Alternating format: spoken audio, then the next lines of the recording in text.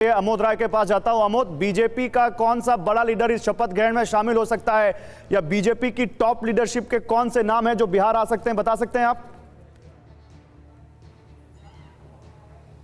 देखिए, मेरी जानकारी के हिसाब से कल गृह मंत्री पटना नहीं जा रहे हैं और बीजेपी अध्यक्ष जेपी नड्डा की तरफ से भी कोई अभी तक संकेत नहीं दिया गया है कि वो इसमें शामिल होने जाएंगे। हाँ, ये जरूर है कि बिहार से जुड़े हुए जो बड़े नेता हैं वो उस शपथ ग्रहण समारोह में जा सकते हैं। विनोद तावड़े खुद इसको आगे वहाँ संभाल रहे हैं, वहाँ पहुँच गए हैं और आज बैठक ले रहे हैं। कल भी बैठक करेंगे और वो हो जा सकते हैं इस शपथ ग्रहण समारोह में। लेकिन अभी तक जो सूचना मिल रही है उसके मुताबिक जेपी नड्डा या अमित शाह जैसे बड़े नेता कोई भी शामिल होने नहीं जा रहा है। अमित शाह का दौरा लगा हुआ है, कल तेलंगाना में जाएंगे कि नहीं जाएंगे, ये एक प्रश्न। अच्छा, मुझे एक जानकारी और दीजिए अमोद, एक जानकारी और दीजिए, क्योंकि बिहार की जो बीजेपी यूनिट है वो बहुत ज्यादा यहां पर नीतीश कुमार के साथ कंफर्टेबल नहीं है अभी तक, जो हमें पता चल रहा है। तो फिर जो बीजेपी की जो नेशनल लीडरशिप है, आखिर वो कौन सी डील है जिसके तहत वो उनको नीतीश कुमार को लेकर आ रहे हैं, और बिहार की जो स्टेट यूनिट है उसको कैसे मनाएंगे? आखिर क्या कारण है वो?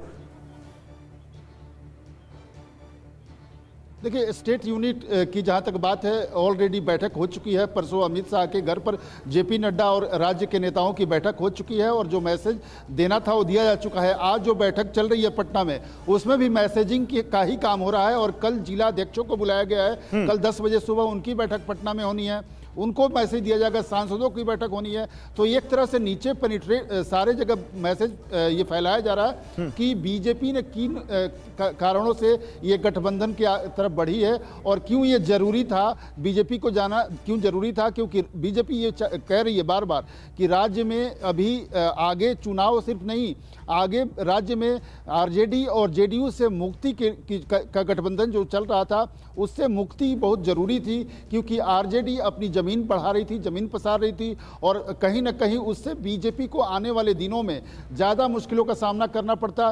तब जब 2025 में चुनाव होना है, आरजेडी अगर अपना पैठ जमीन पर ज़्यादा बना लेगी तो उसमें ज़्यादा टफ होगा बनिस्पत अभी नीतीश कुमार को साथ जाकर बीजेपी। चलिए एक बार जरा उसके नंबर गेम भी हम बता देते हैं, उसके बाद अपने पैनल के पास जाते हैं। अमोद, बहुत शुक्रिया आपका, आपने जो जानकारी दी।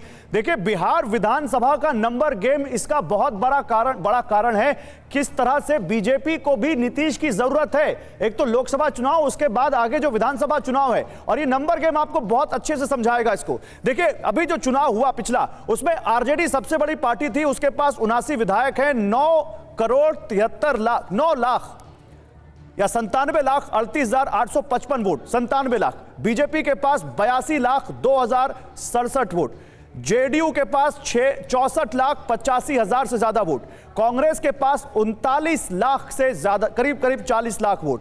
अगर आप देखिए यहां पर आरजेडी, जेडीयू, कांग्रेस, सीपीआईएमएल, इनके वोट को मिला दें तो बीजेपी को ये आउट नंबर करते हैं। और बीजेपी के लिए यही सबसे बड़ी चिंता थी कि अगर नीतीश कुमार को साथ नहीं लाएंगे तो फिर ये बिहार में उनके साथ कहीं खेला ना हो जाए। और इसलिए बीजेपी की यह मजबूरी है कि वो नीतीश कुमार को साथ लेकर आए। अगर नीतीश कुमार की यह मजबूरी है कि वो बीजेपी के साथ जाएं, तो ये प्रोफेसर असगर साहब मजबूरी है ना नीतीश कुमार को साथ लाना, वरना 2024 में दिक्कत हो जाएगी। देखिए, सवाल ये पैदा होता है कि कोई मजबूरी नहीं है और ये वोट की अर्थमेटिक है, जनता वोट देती है। अब स्पेकुलेशन कोई अपना लगाए ये अलग विषय है, स्पेकुलेशन लोग लगा सकता है, लेकिन हकीकत ये है कि democracy for the people, of the people and by the people है, उस आधार पे चलती है।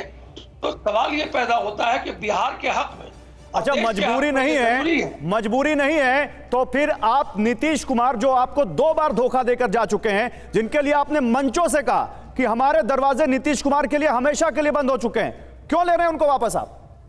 देखिए, दरवाजा बंद भी होता है और बंद दरवाजा खुलता भी है, ये कोई परमानेंसी थोड़ी है। अगर आप दरवाजा कभी ताला लगा देते हैं, आपको लगता है कि ताला लगा दिया, इसमें हो सकता है कि चोरी हो जाए। अरे तो आज क्यों खुल गया दरवाजा? खोल देते हैं। आज ऐसा क्या हो गया? आज ऐसा अचानक क्या हो गया? इसीलिए दरवाजा खोलना और बंद करना ये रूटीन वर्क है। अरे भैया, आज अचानक ऐसा क्या हो गया प्रोफेसर साहब? ऐसा कौन सा आकाश टूट पड़ा जिसके लिए दरवाजा खुल गया? मैं बता रहा हूं, बिहार के हित के लिए दरवाजा हो सकता है खुल जाए, बिहार की जनता के लिए दरवाजा खुल जाए, देश की हित के लिए खुल जाए। और डबल इंजन की जब सरकार होगी तो जिस तरह से अभी जो एक पैनल वाले बता रहे थे कि हमने ये नौकरियां दी, ये सारी नौकरियां पाइपलाइन में थी। जब एनडीए सरकार थी, भारतीय जनता पार्टी की सरकार थी, तो ये जितनी नौकरियों की बात कर रहे हैं वो पाइपलाइन में थी। ये बीजेपी के द्वारा की गई थी, जिसको आज ये क्रेडिट ले रहे हैं जनता दल यूनाइटेड और बीजेपी मिल करके ये सारी नौकरियों की शुरुआत। सुनील जी, मैं आ रहा हूं आपके पास। बिहार के अंदर में ये सरकार, भाई जयंत जिज्ञासु, आप लोग इन्हीं की नौकरियों को जो पाइपलाइन में थी वो दे रहे हैं और क्रेडिट ले रहे हैं। नीतीश कुमार, एक मिनट, अफसर साहब रुकिए, प्रोफेसर साहब रुकिए, प्रोफेसर साहब रुकिए, तो जब उनके कल्चर, प्रोफेसर साहब रुकिए, तो a man known by his companion. अरे देश हित, राष्ट्र हित में चुनाव जब से, अरे अफसर साहब, प्रोफेसर अफसर साहब, प्रोफेसर अफसर साहब सुनिए, मेरी बात सुनिए। जो भी रहेगा प्रोफेसर अफसर साहब, जब से देश आजाद हुआ है तब से चुनाव देश हित में ही हो रहे हैं। पॉलिटिकल पार्टियां देश हित में चुनाव लड़ती हैं, फिर ये दाएं बाएं आना जाना क्यों होता रहता है? जवाब दीजिए भाई जयंत जिज्ञासु। आप लोग इन्हीं की सारी योजनाओं को आगे बढ़ा रहे हैं, क्रेडिट खुद ले रहे हैं। नीतीश कुमार कैसे अनकंफर्टेबल ना हो? रुकिए प्रोफेसर साहब, रुकिए। आप तक आवाज आ रही है प्रोफेसर साहब? इनकी आवाज डाउन कर दीजिए। प्रोफेसर साहब तक आवाज नहीं जा रही, कोई कनेक्शन प्रॉब्लम है। बोलिए जयंत जिज्ञासु। मैं 2 सेंटेंस कहूंगा और इनको जवाब मिल जाएगा। बिहार विधानसभा चुनाव के समय में तेजस्वी जी ने जब कहा कि हम 10 लाख नौकरियां पहले सिग्नेचर से देंगे तो मजाक उड़ाया गया था। अलायंस में चुनाव लड़ रहे थे ये दोनों, कहा गया पैसवा कहां से लाओगे? तो अगर पाइपलाइन में थी तो ये बात नहीं बोलनी चाहिए थी। दूसरा, प्रधानमंत्री जी बार बार कहते हैं कि अरे 2014 के पहले कुछ हुआ था 70 साल में, और यहां हमारे माननीय मुख्यमंत्री जी कहते हैं 2005 के पहले कुछ था जी। तो कहीं ना कहीं कुछ साम्य तो है। इस धरती पर देखिए सिंगल पीस है ये लोग। आखिरी बात, 1978 में कर्पूरी जी ने आरक्षण दिया था, मैंने 8% पिछड़ा, 12% अति पिछड़ा। 12 साल बाद वो आरक्षण को बढ़ाया गया। लालू जी जब आए तो 14% किया था, और राबड़ी जी जब आई 10 साल बाद 18% किया। राबड़ी जी कब मुख्यमंत्री पद से हटी थी? 2005 में। ठीक है, 18 साल तक आरक्षण नहीं बढ़ाया गया। पिछड़ों के हिमायती लोग बैठे हुए। अरे पिछड़ों के हिमायती मुख्यमंत्री बने तब हमने आरक्षण बढ़ा के। अरे तो 2005 में नीतीश कुमार कह रहे हैं उन्होंने आपको रिकमेंड कर दिया था। 10 साल आपकी यूपीए की सरकार गई, आपने भी तो नहीं दिया कर्पूरी ठाकुर जी को कोई भारत रत्न? दिया आपने? भाई भारत रत्न की बात, हमने तो बाबा साहब को दिया, नेल्सन मंडेला को दिया, कर्पूरी ठाकुर को दिया आपने? नारायण दलित को राष्ट्रपति, कर्पूरी ठाकुर को दिया आपने?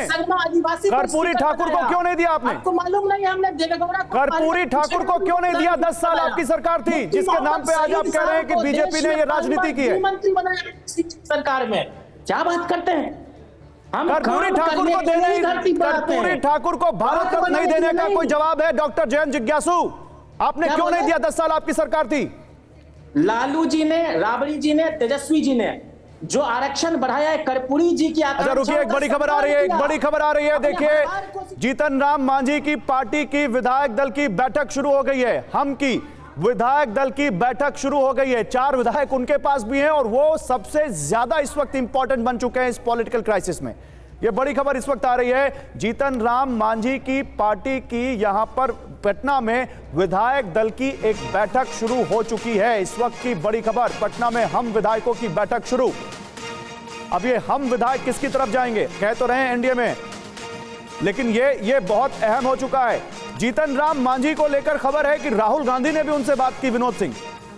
लालू यादव भी कह रहे हैं कि उनको विधायक, उनको सीएम बना सकते हैं, ये ऑफर दिया गया, ये खबर भी है। जीतन राम मांझी से बात हुई आप लोगों की?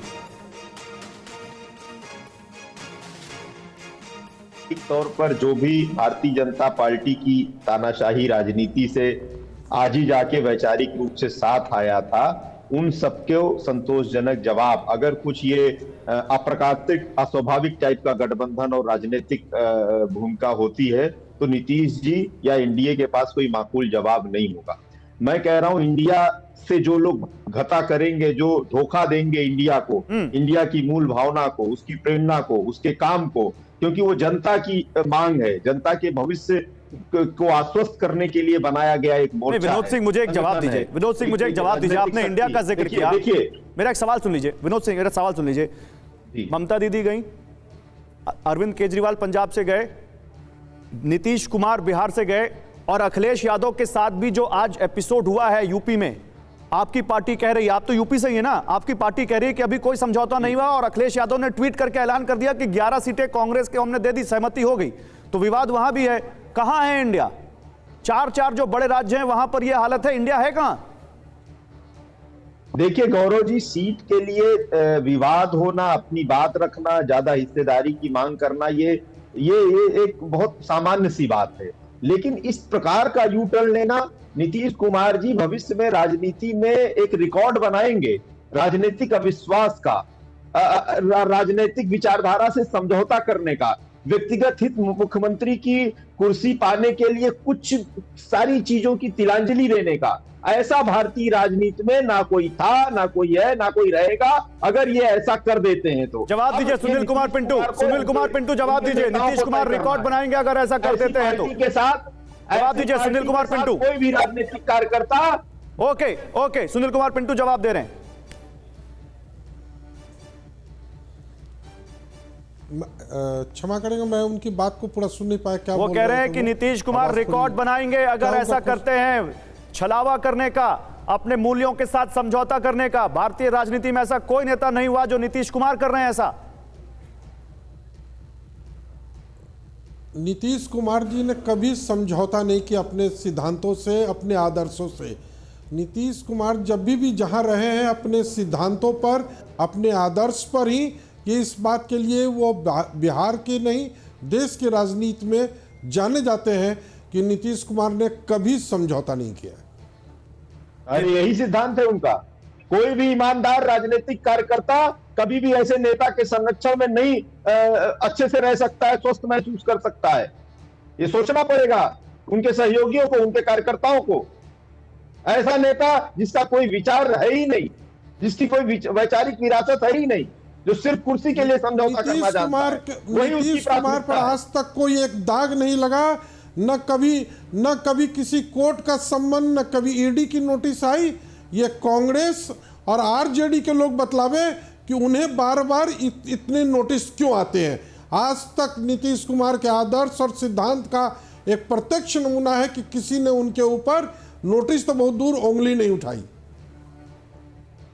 भैया जवाब दीजिए, समाजवादी पार्टी के प्रवक्ता हैं, उनसे जवाब ले लेते हैं। भाटी जी जवाब दीजिए, आप लोगों को इतना नोटिस क्यों आता है भाई? इन लोगों को तो एक भी नोटिस नहीं आया। नहीं, हमारी पार्टी को तो कोई नोटिस नहीं आया, ना हमारे ऊपर कोई मुकदमा है, ना कोई भ्रष्टाचार। मैं इंडिया की बात कर रहा हूँ। इंडिया क्या, भारतीय जनता पार्टी के साथ जो चला जाता है उसके नोटिस फाइल में चले जाते हैं।